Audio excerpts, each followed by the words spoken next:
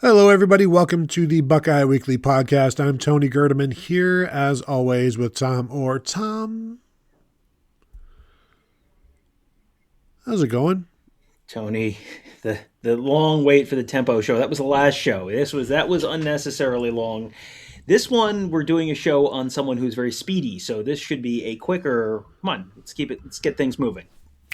Boom, boom, boom. Yes, we are talking about what to expect this year from new Ohio State wide receiver Devin McCuin, who, of course, comes to the Buckeyes from UTSA, Texas San Antonio, former road runner, as Tom knows.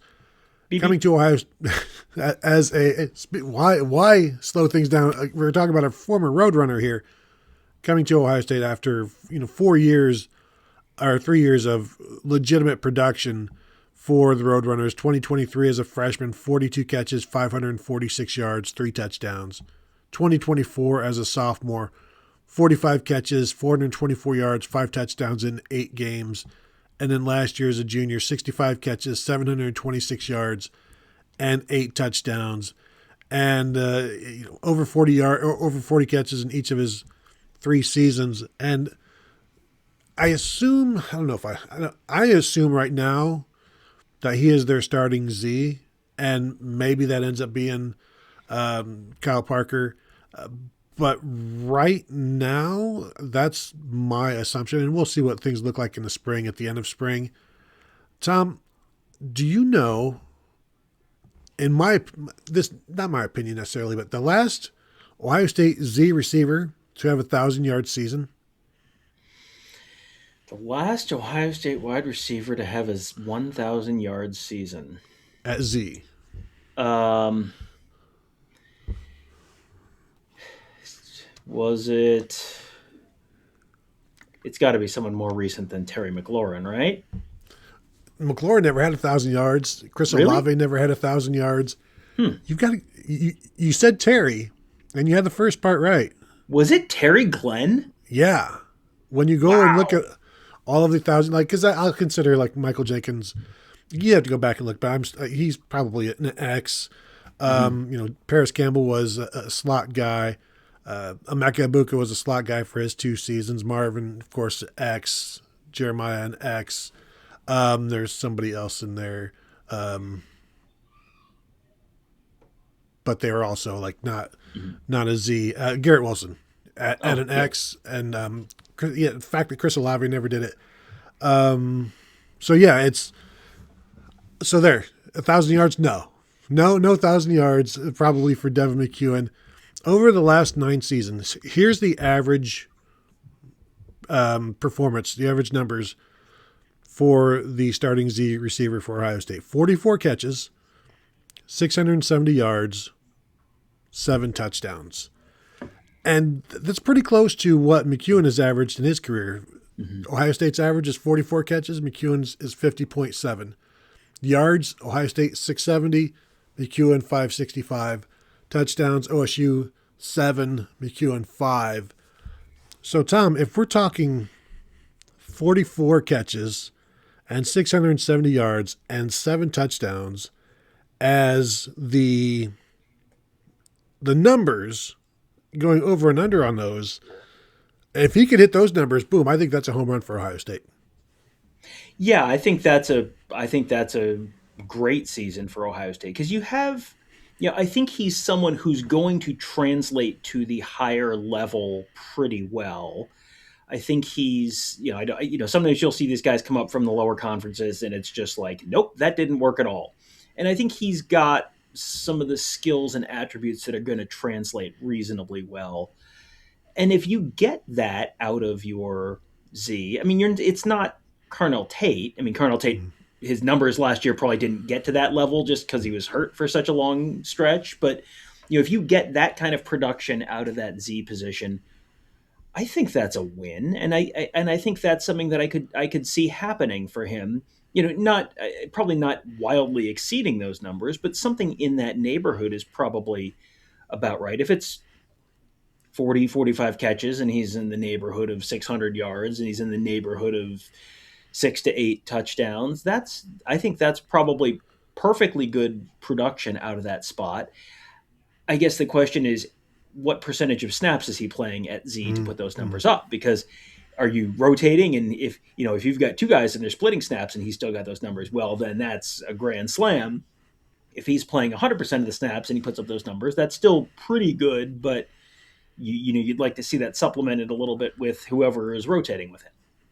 It's funny because those average numbers are almost identical to what Johnny Dixon did in 2018, but he was splitting reps with Terry McLaurin when everybody was going crazy in that pass offense. So yeah, in terms of like what he is splitting, because again, the thing that we always talk about is that everybody's going to play every position. That it won't just be, you're not just going to play one position. And so when McCuin is out there, or when he's not, like he's going to be on the sideline at times. Jeremiah will be at Z, he'll be at X. Brandon Ennis will be at Z, he'll be in the slot. We'll see what happens with Jaquaid Guilford and Chris Henry, and of course mentioned Kyle Parker, what he can do in there. We're expecting them to be deeper as a rotation. So if he is more of a rotational guy than, say, Carnell Tate was, Carnell Tate each of the last 2 years, 52 catches in 2024, 51 in 2025. I don't expect those numbers from McCuin. Need to see him at first, to really get a look at what he does. But if you could, like I said, if he can hit the 40 catches, 600 yards, 6 or 7 touchdowns, I think you've done enough there, because I do expect the slot to be better. Now, maybe the tight ends take a step back, but you do need to have some protection there so that helps out Jeremiah Smith. It can't just be Jeremiah Smith helping everybody else out. They need to do more with him or do some things with him. And you'll also see some screens with him. We saw that at UTSA. It's not just, you just run downfield and we'll throw it deep, or we won't because we just want the safety to follow you. This isn't a Jameson Williams type of thing. They've got to get him involved, just like they did Carnell Tate. Because you look back at the 2 years prior to Tate, we're talking Julian Fleming, 26 catches, 34 catches, wasn't really enough. And I think they need to do more than they did with Julian Fleming. Yeah, I think you need someone. This is the old double Michael Jordan and make someone else beat you. You have to make teams, if they're going to double Jeremiah Smith, you got to have someone else that can beat you. And McCuin seems like he could be that guy who really makes you pay, whether that's getting a screen and being quick and elusive in space, or running a streak and getting behind you and having the Devin Smith kind of season at the Z position. Devin Smith's another guy that I was thinking like, well, certainly he must have had 1,000 yards, but no, apparently not. So you don't need to have 1,000 yards there. You need to do it enough to make the opposing team respect that position and allocate resources to stopping that position. And if you can do that, then that makes it harder for them to double Jeremiah Smith. And then that makes it easier for Jeremiah Smith to do stuff. Jeremiah Smith, to your point, does such a good job of drawing so much attention that it opens stuff up for everyone else on that field. It opens stuff up in the run game. It opens stuff up in the pass game for other guys. But he needs a little bit of help. He can't just do it on his own. You don't want him to just have this incredible gravitational pull and, take all the focus away, because then, you can win games like that. You saw that in the Cotton Bowl against Texas, for example, where he had one catch for 3 yards, and Texas was basically bracketing him on every play. And then, it opened up a bunch of stuff for other people. And you had Travion Henderson hit the long screen, and you had G. Scott have a huge game in that game. Like you can do that. You just have to be able to make them pay, so that if it's not Jeremiah Smith doing it, someone else is doing it, because someone has to do it, and it can't always be Jeremiah Smith. Yeah, and I'm just looking at, in terms of what to expect numbers-wise, and I'm looking at Julian Fleming, and this would have been 34 catches, 533 yards, and 6 touchdowns. I think that's acceptable here, provided you get more help from the Brandon Ennis and the freshman and Parker. That can't be your number 2 receiver. So all right, Tom, let's write it down. Put this one in ink. Devin McCuin, 2026.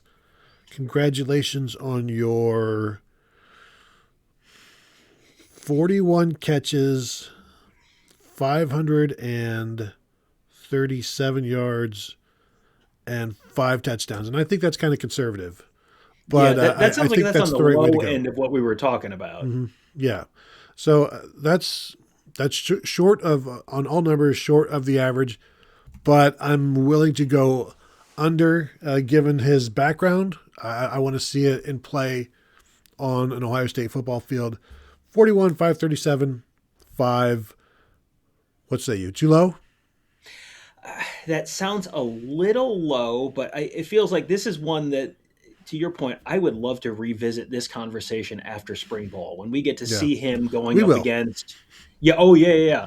But let's see him going up against Jermaine Matthews or Devin Sanchez or guys like that, and see what it looks like at this level, because I have a sense that it's going to translate reasonably well to the Big Ten level, but I would love to see it, and I think he's going from, probably the number one weapon on a UTSA team to very much not the number one weapon here. So you're probably playing better corners, but you're probably getting a little less attention. So how is that? And you're going to be playing with a better quarterback this year. So how is that all going to sort of sort out where it's like, well, this is going to be better, but this is going to be harder. And I would love to have 15 practices of spring ball to be able to have a more informed opinion on that.